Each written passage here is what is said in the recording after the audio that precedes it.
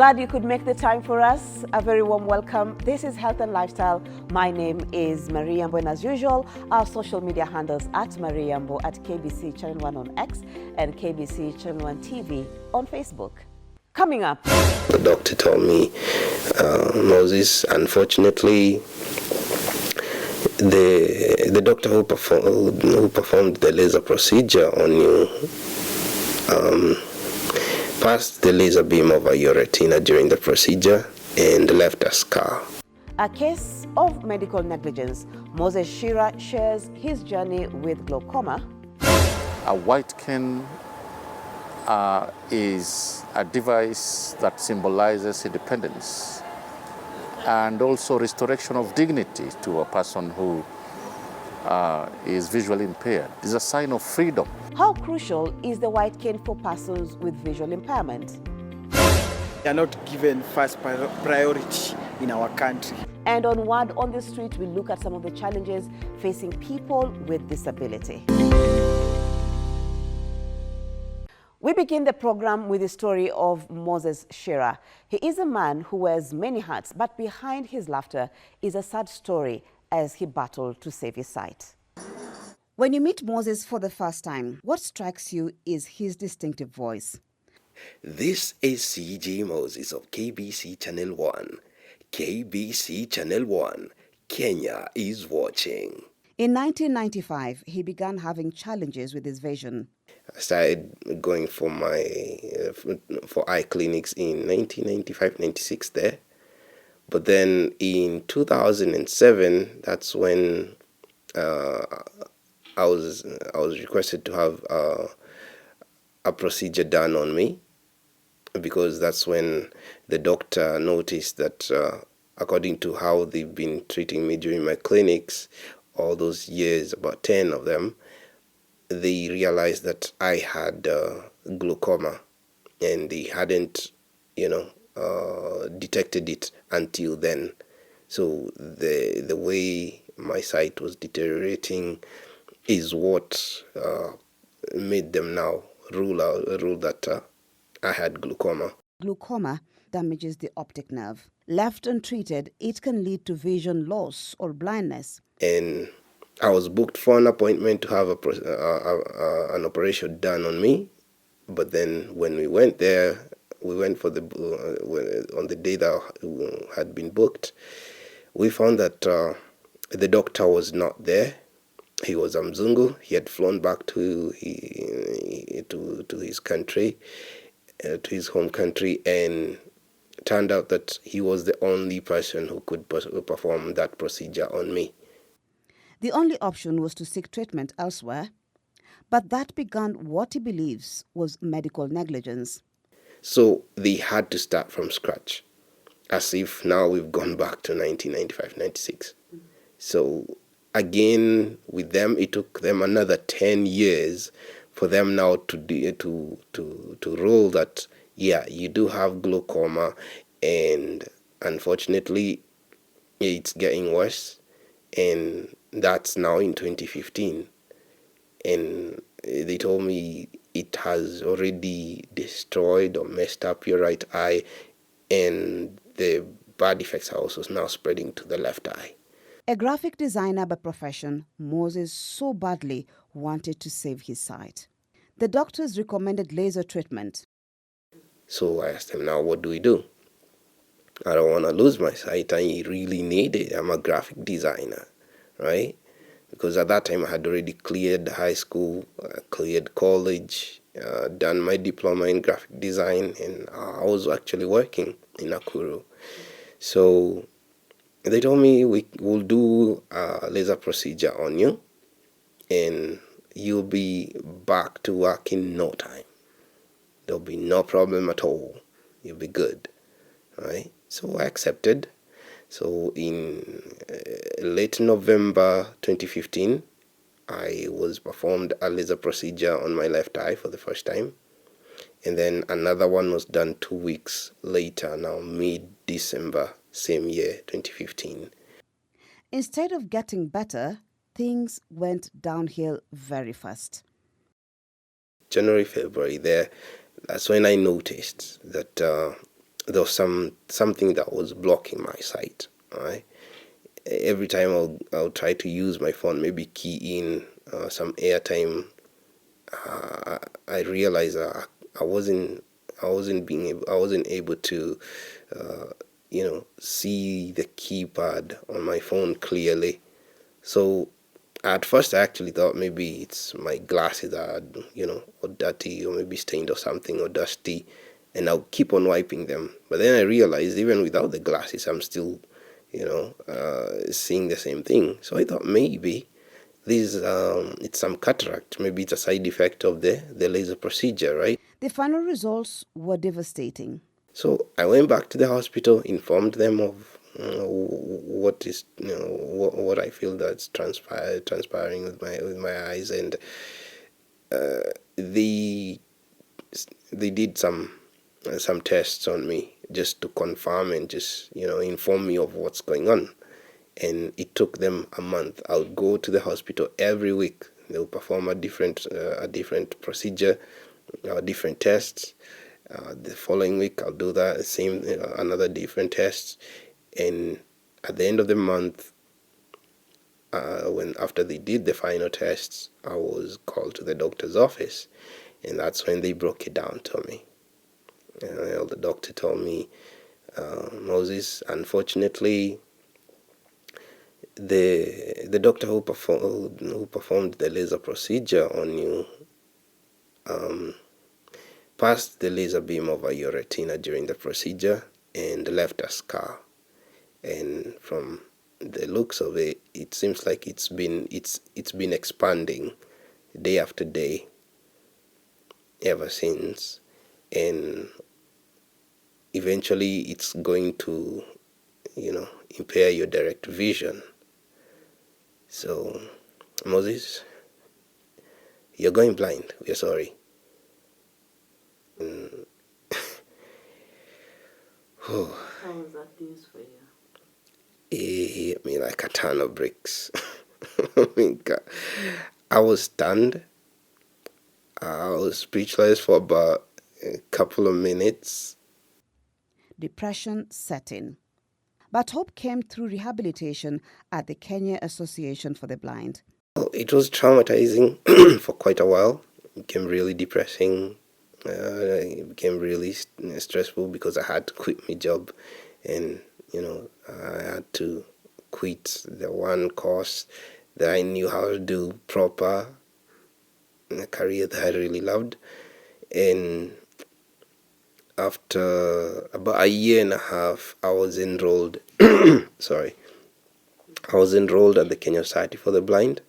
It's based in Nairobi West, and over there, what they do is they rehabilitate, or rather train guys like me who've lost sight in the prime time of their lives, because I lost my sight at 26, right?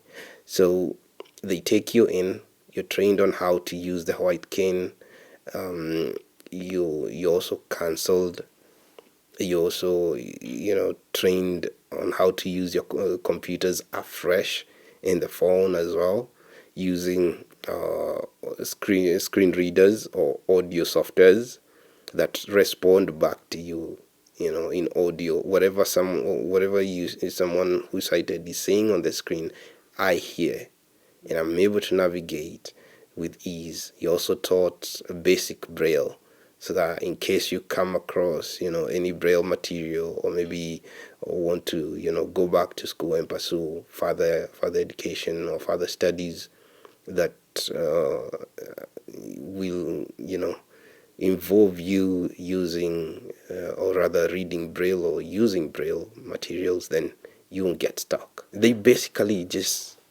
help you to navigate the new normal, because now this is the new normal. Technology has enhanced the use of the white cane. Moses explains how the smart white cane works. This is the foldable white cane. As you can see, I can just stretch it. It's got an elastic bladder in that connects the handle to the tip. Mine has a ball there. It's got some markings here, It's not white as it is called. but the markings are usually reflectors that allow me to be seen from afar when I'm crossing the road or when I'm walking, to avoid accidents or incidents, with cars or bikes or whomsoever. And then itself, it's special because anyone who sees you with a cane notices that this is not just any kind of, cordial or cane or whatever. It's something special. So they'll either, allow you to pass or ask whether you need assistance, and it is the one thing that actually identifies persons with visual impairment. So how it works is that when you're walking, you just place it in front of you and tap. Now, for me, since mine has a ball, I don't need to tap. I roll it, in arcs up, in front of me, and that allows me to detect any objects or obstacles that are ahead of me. And also detect like where I am. Am I near a ledge or a curb or some stairs heading up, so that I don't end up stumbling, right? And it also allows me to navigate around the obstacles. If it's something in front of me blocking my way, then I can just avoid it. Mine is not a smart cane, but it's easily convertible using the smart cane device, the smart device. Now, what happens with that device? I don't have it here with me, but I usually clamp it on the cane and slide it upwards up to here and lock it on, right? So what that smart device does is it allows me to detect objects that are ahead of me, obstacles rather, that are ahead of me within the range of 2, 4, and 6 feet, according to the range that I've set, right? And it usually now responds to me in vibrations. It does echolocations. It sends some echo or haptics, and then the feedback gets to me via vibration. So if there is an obstacle ahead of me that is above knee level, then the cane will vibrate, with the device itself clamped on, and then I'll be able to know that there's an obstacle ahead of me within this range, and then I can just walk on towards it or avoid it. He could have lost his sight, but never his vision. Oh, it is awesome. I mean, what's not to like about being an audio producer? I mean, I love my job. And I thank KBC for giving me this chance because, wow, it's a dream job. Trust me. I can fairly say I'm probably one of the few people who got the job that they always wanted. Because even when I was a graphic designer, the idea was to, work really hard, save up some cash, and go back to school and pursue mass communication and join radio or TV. And shock on me, I'm joining it without sight. It's all about resilience. You never give up. You can lose your sight, but never lose your vision. And when life gives you lemon, make lemonade, he says. And all that basically means is that you'd never give up on what you want. You keep on going. Start off making humble as a lamb and reach that point. Reach your peak where you're bold and brave. Mm-hmm. Yeah. Indeed, you can lose your sight, but not your vision, as Moses Shearer has shared. Well, on Word on the Street, we want to look at some of the challenges that people living with disability face. Take a listen. They should employ such people of special skills like sign language for our fellow brothers and sisters, our mothers, parents, our fathers also, who are subjected to that challenge of being a deaf, blind, cripple. Yeah, because how can you, as a patient, you are blind. How can you know you have been given a certain medicine that is right? and let me say you are literate, of course you know how to read that thing, you know, and also you are able to read that sign language. So it is good for our government to employ such special skilled people. For me, maybe government come up with a policy whereby we can create even a fund that will be catering for those guys, people living with disabilities, whether blind or what do you call them? Deaf, deaf. But it is not only health, even their lifestyle or their lives. Not much has been done. If there was a way of the government taking over, providing for them, that would be the best. Otherwise, as at now, when I drive around, I see people on wheelchairs. They are begging, and the government is there. So they have not been properly taken care of, and they can be taken care of if they want. Like, I don't think they have an opportunity to express themselves, because if you can't walk, you see it's hard to reach a health facility and say what's ailing you. They are not given first priority in our country. I think they should be given that first priority to express themselves, because their situation is not normal. On that note, we take a break, but we still have much more for you, so stay tuned.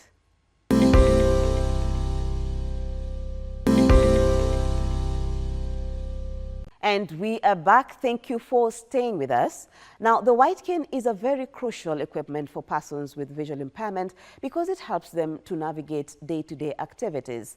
Jackson Agufana is the CEO, Kenya Union of the Blind. He speaks to us about the challenges of accessing this assistive device. Lack of accurate data can lead to inadequate allocation of funding and services for people with disabilities. Without reliable statistics, advocating for their rights can be hampered. I know that the National Council for Persons with Disabilities is doing a fantastic job in terms of ensuring that persons with disabilities are registered in their numbers.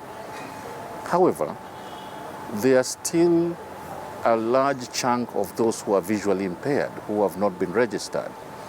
And I think this is something that's a major challenge, because when you are not registered, then it's not easy for you to access government services or even affirmative action from either private sector or development organizations. So we have a challenge of missing persons who are visually impaired in their numbers who have not been registered. The white cane is a vital tool for people who are blind or visually impaired to navigate their surroundings safely. A white cane is a device that symbolizes independence and also restoration of dignity to a person who is visually impaired. It's a sign of freedom that this person can move independently without seeking help from somebody else, like a guide. And when we have a shortage of white canes in the country, what does that mean? That means that we are having a high volume or a high number of visually impaired people who will seek support or depend on guides for their mobility and orientation. Its lack means that persons who are visually impaired cannot navigate their surroundings. We recently launched a smart cane in the Kenyan market. This is a device that has a sensors on it, and that distinguishes it from the ordinary cane, which does not have a sensor. So the sensor is used to detect objects or obstacles on the way of a visually impaired persons to a 1 meter radius. That means that when there is an obstacle, they are able to have the signal and they are able to avoid hitting the obstacle, which is another advantage, especially in crowded cities. A sensor is an object that is attached to the cane, and it is able to have vibrations or signals. And this sensor is automated and it's usually charged, has a batteries that it can be charged 24 or 12 hours, and it can retain the power for that period of time from 12 to 24 hours as you use it. So it's a gadget, it's a device that is attached to an ordinary cane, and it's able to send signals of vibration to that cane when an object has been detected. Policy implementation is key to resolving these challenges, he says. For example, we have a policy, the latest one that we call the Marrakesh Treaty for visually impaired people. This was domesticated in 2019, but this treaty was aimed, or is aimed to ensure that visually impaired people have access to, books, regardless of the format that these books are in. That visually impaired people can access books without, or adapt these books without seeking, permission or copyright permissions from the authors. Expressly have these books. But how or to what extent has this, policy been implemented? We still have very, very few books that are in Braille, for example. Very, very few books that have been adapted in audio, for example. Very few books that have been adopted in, tactile, and so on and so forth.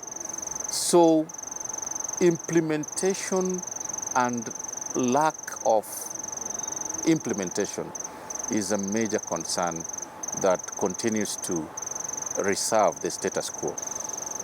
I must say that the healthcare system in this country is still opaque in terms of accessibility.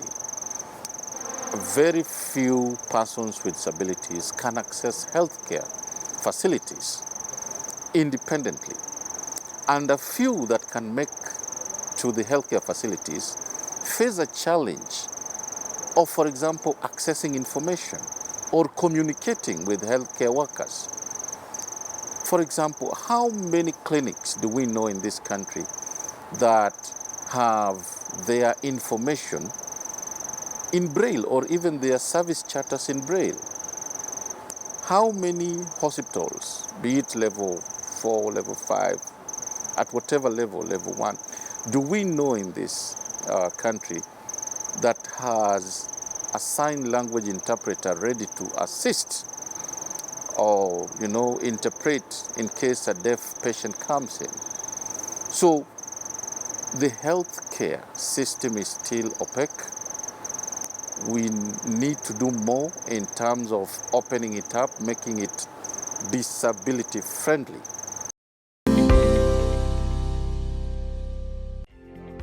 We've come to the end of the program. A very big thank you to you for taking the time to watch the program, and also all the people who participated to make this program a success. Jackson Agofana, the Kenya Union of the Blind CEO, and also Moses Shera for sharing his story and his journey with glaucoma. Remember, if you've missed any part of this program, you can always catch it on our social media handles. That is at KBC Channel 1 or at Marie Yambo on X, KBC Channel 1 TV on Facebook, and also on our YouTube channel. My name is Marie Yambo, and I hope to see you again next time.